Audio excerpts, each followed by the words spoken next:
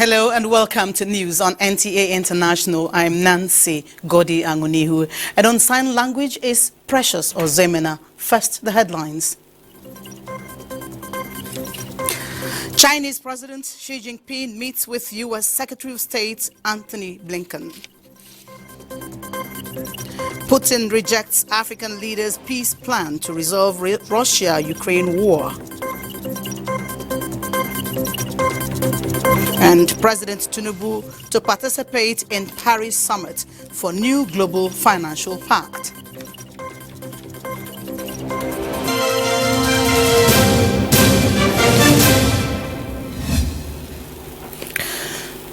News in full. President Bola Ahmed Tinubu will on Thursday, June 22, join world leaders in Paris, France, to review and sign a new global financial pact that places vulnerable countries on our priority list for support and investment, following the devastating impact of climate change, energy crisis, and after effect of the COVID-19 pandemic. In a statement signed by the Special Advisor, Special Duties, Communication and Strategy, Dele Alake, the President will participate in the two-day summit that looks at opportunities to restore fiscal space to countries that face difficult short-term financial challenges, especially the most indebted, mobilize innovative financing for countries vulnerable to climate change, foster development in low-income countries, and encourage investment in green infrastructure for the energy transition in emerging and developing countries. The summit, which will be hosted by President Emmanuel Macron of France, will take a more holistic look at the recovery of economies from the impact of COVID-19 pandemic and rising cases of poverty, with a view to providing access to finance and investment that will leverage inclusive growth. Chinese President Xi Jinping met with U.S. Secretary of State Anthony Blinken on Monday as the top American diplomat wrapped up his two-day high-stakes visit to Beijing. Xi, during the meeting, hoped Blinken's visit will make a positive contribution towards improving ties between Beijing and Washington. Charles Alpha reports. The meeting at the Great Hall of the People had been expected and was seen as key to the success of the trip, but neither side confirmed it would happen until a State Department official announced it just an hour beforehand. A snub by the Chinese leader would have been a major setback to the effort to restore and maintain communications at senior levels. The encounter with Xi came after Blinken held talks with other senior Chinese officials, during which the two sides expressed a willingness to talk, but showed inclination to bend on hardened positions that have sent tensions soaring. And it is necessary to make a choice between dialogue or confrontation, cooperation or conflict, and blame the U.S. erroneous perception leading to incorrect policies towards China for the current low points in relations. It said the U.S. had a responsibility to halt the spiraling decline of China-U.S. relations, to push it back to a healthy and stable track, and that China had demanded that the U.S. stop hyping up the China threat theory, lift illegal unilateral sanctions against China, abandon suppression of China's technological development, and refrain from arbitrary interference in China's internal affairs. That direct engagement and sustained communication at senior levels is the best way to responsibly manage our differences and ensure that competition does not veer into conflict. And I heard the same from my Chinese counterparts. We both agree on the need to stabilize our relationship. Blinken is the highest level U.S. official to visit China since President Joe Biden took office, and the first Secretary of State to make the trip in 5 years. His visit is expected to usher in a new round of visits by senior U.S. and Chinese officials, possibly including a meeting between Xi and Biden in the coming months. Charles Alpha, NTA News. And now Putin's attempt to involve African leaders in advancing his own plan to freeze the conflict in Ukraine has failed. After a visit to Kyiv, a group of African leaders brought their vision for ending the hostilities in Ukraine. Again, Charles Alpha has the report. Russian President Vladimir Putin coldly dismissed the proposal of the African leaders while presenting a list of reasons to his counterparts, explaining why he found their suggestions unacceptable. Nevertheless, the compromise roadmap proposed by the African leaders had already faced criticism in Kyiv during their meeting with Ukrainian President Vladimir Zelensky a day earlier. While Putin aims to cement the territories captured by Russia, Kyiv seeks to return to internationally recognized borders and solid security guarantees. All of this is happening against the backdrop of the Ukrainian counteroffensive, which aims to push back Russian forces from the occupied regions of southern and eastern Ukraine. The object of this deal, peace deal with Ukraine, was initiated by the head of the negotiation group from Kyiv. But after we, as promised, drew our troops away from Kyiv, the Kyiv authorities threw it all onto the rubbish heap of history. The African delegation included leaders of Senegal, Egypt, Zambia, Uganda, the Republic of Congo, the Comoros Islands, and South Africa.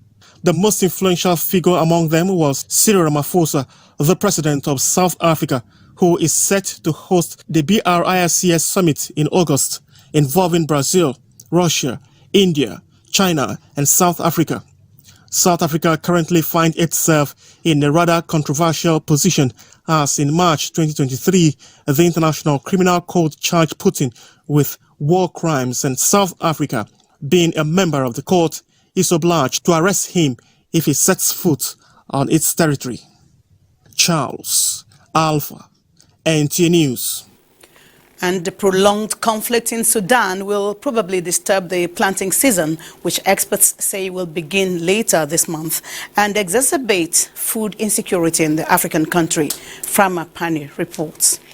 The United Nations records shows that up to 25 million people in Sudan are in need of food aid, and its starving population could increase if the conflict continues between rival military forces.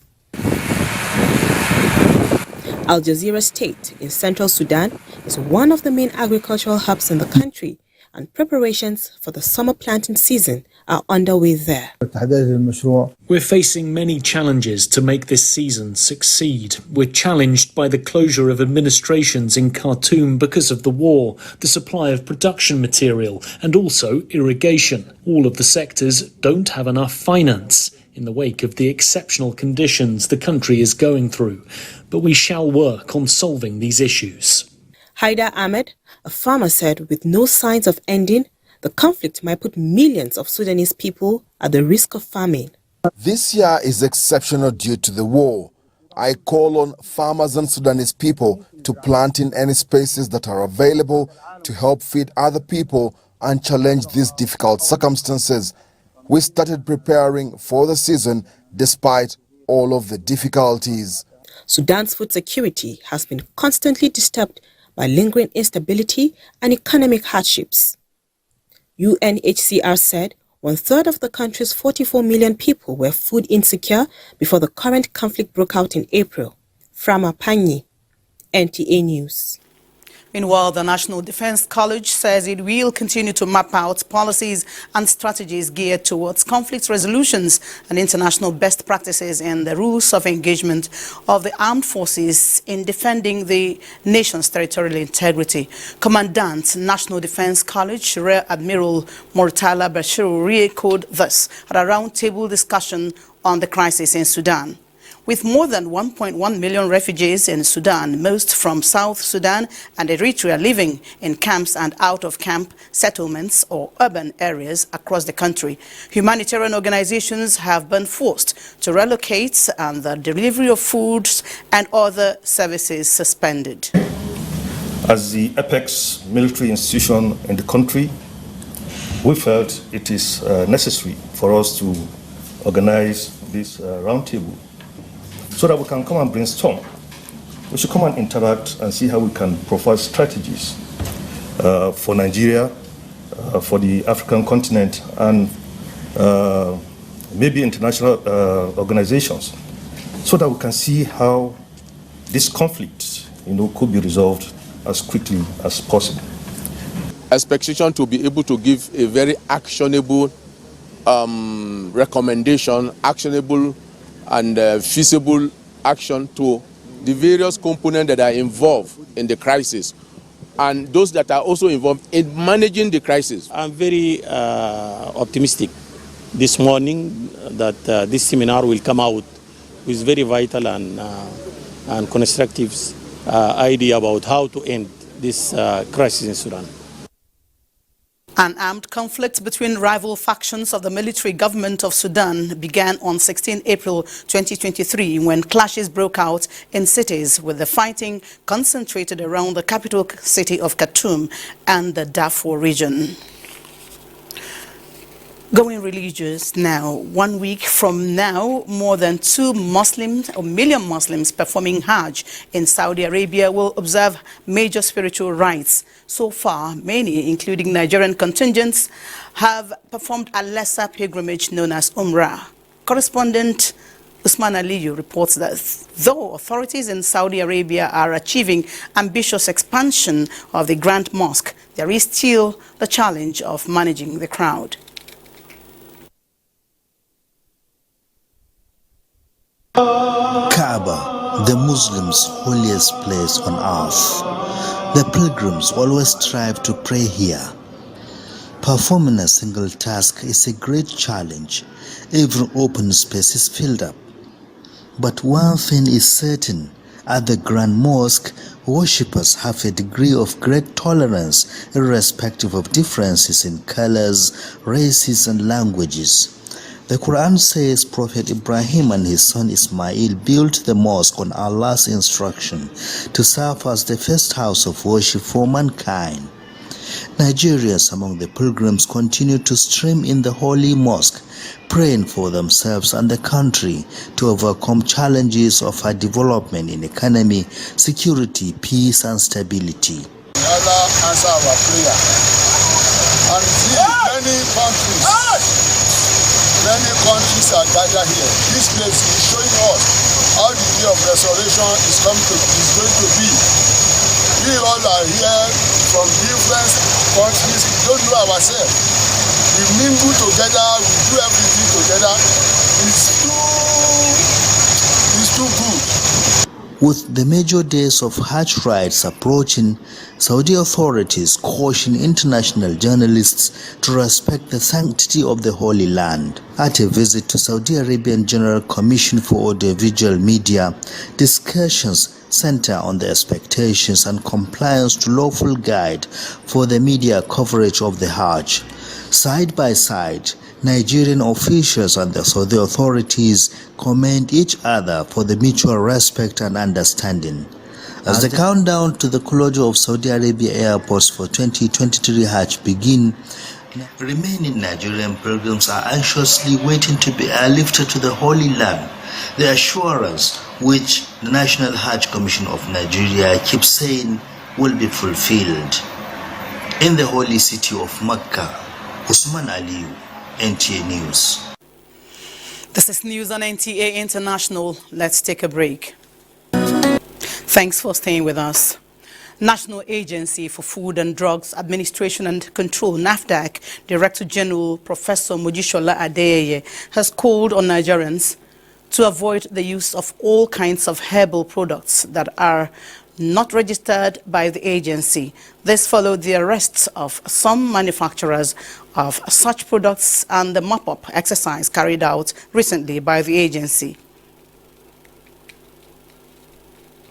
To regulate and control the manufacture, importation, exportation, advertisement, distribution, sale and use of food, drugs, cosmetics, medical devices, bottled water, detergent, chemicals, referred to as regulated products. It is in the light of this that recently the agency embarked on enforcement exercises that saw to the arrest and sealing off of factory, stores and warehouses, such as Sacred Multilink Limited, popularly called Babang Aisha, located in Tofa, Kaduna State, and clamped down on some distributors of some herbal medicines, including Hajj Aisha Special Snuff AK-47. Please desist from using herbal medicines that are not approved by NAFDAC or are being hawked from one part of the city to another.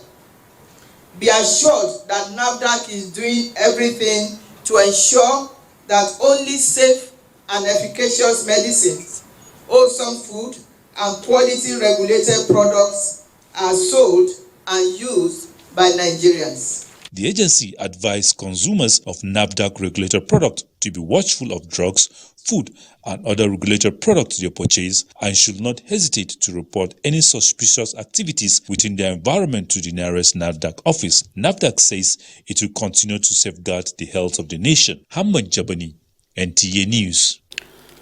Government at all levels must patronize Nigerian professionals in accordance with Executive Order 5. National President of the Nigerian Institute of Town Planners, National Nathaniel Atebije, said the recent quiet invasion of foreign syndicates who confused some Nigerian governors with figures concerning the benefits of Geographic Information System (GIS) has security implications. If we ask a Nigerian to do whatever machines they are using outside this country can also be imported, and we do it within. When your data is outside this country, you have no control over it, and that data affects your security, it affects your prosperity.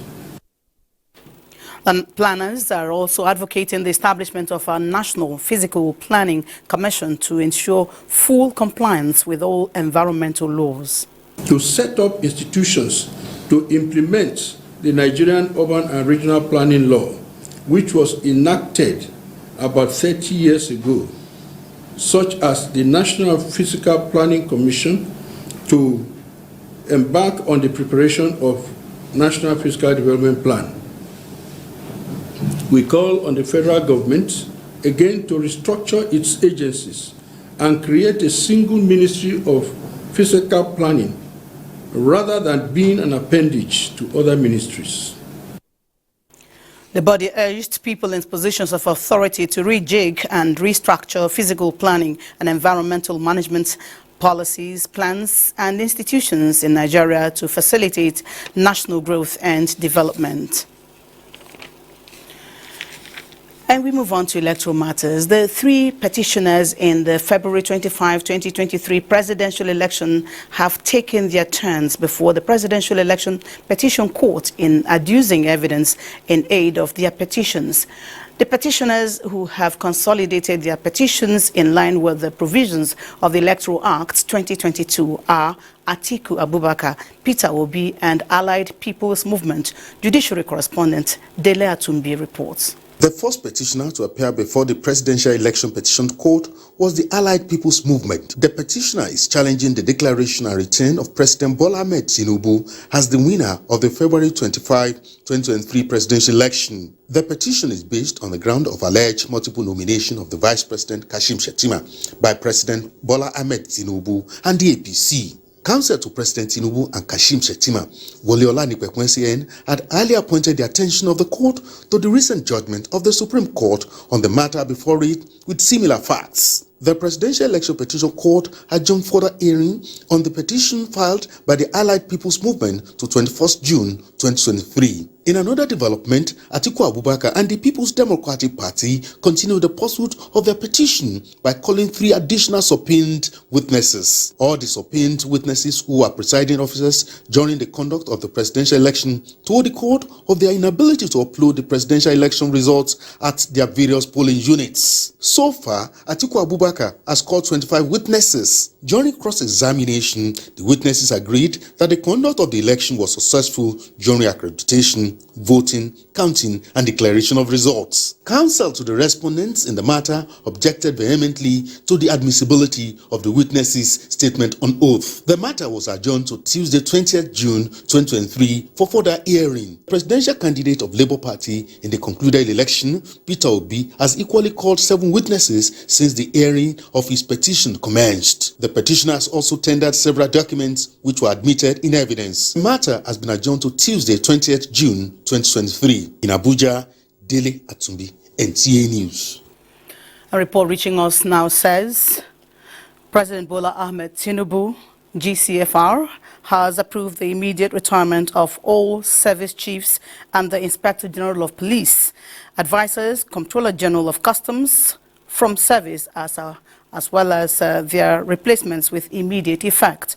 The newly appointed officers are Malam Nuhu Ribadu, National Security Advisor, Major General C.G. Musa, Chief of Defense Staff, Major T.A. Labaja, Chief of Army Staff, Rear Admiral E.A. Ogala, Chief of Naval Staff, AVM H.B. Abubakar, Chief of Air Staff, DIG Kayode Ebetokun, Acting Inspector General of Police, Major General EPA Udiandeye, Chief of Defense Intelligence. President has also approved the following appointments: Colonel Adebisi Onasonya, Brigade of Guards Commander, Lieutenant Colonel Moshood Abiodu Yusuf, Guards 7 Guards Battalion Asokoro Abuja, Lieutenant Colonel Awalu Baba Inuwa, 177 Guards Battalion, Kefi, Nasarawa State, Lieutenant Colonel Mohammed J.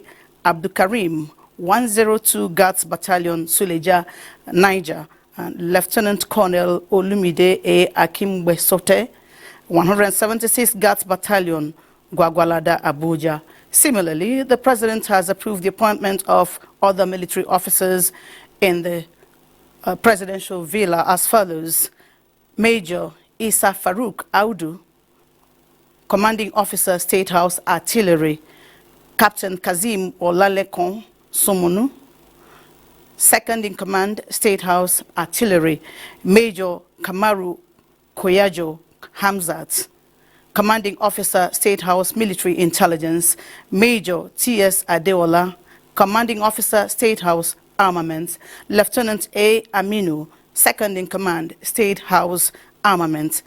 Mr. President has also approved the appointments of 2 additional special advisors and 2 senior assistants, namely Hadiza Bala Usman, Special Advisor Policy Coordination, Hannatu Musa Musawa, Special Advisor Culture and Entertainment Economy, Senator Abdullahi Abubakar Gumel, Senior Special Assistant, National Assembly Matters, Senate, Honorable Barrister Olarinwaju Kunle Ibrahim, Senior Special Assistant, National Assembly Matters, House of Representatives.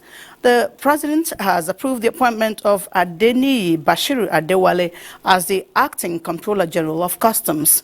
It is to be noted that the appointed service chiefs, the Inspector General of Police and the Comptroller General of Customs are to act and their positions pending their confirmation in accordance with the Constitution of the Federal Republic of Nigeria.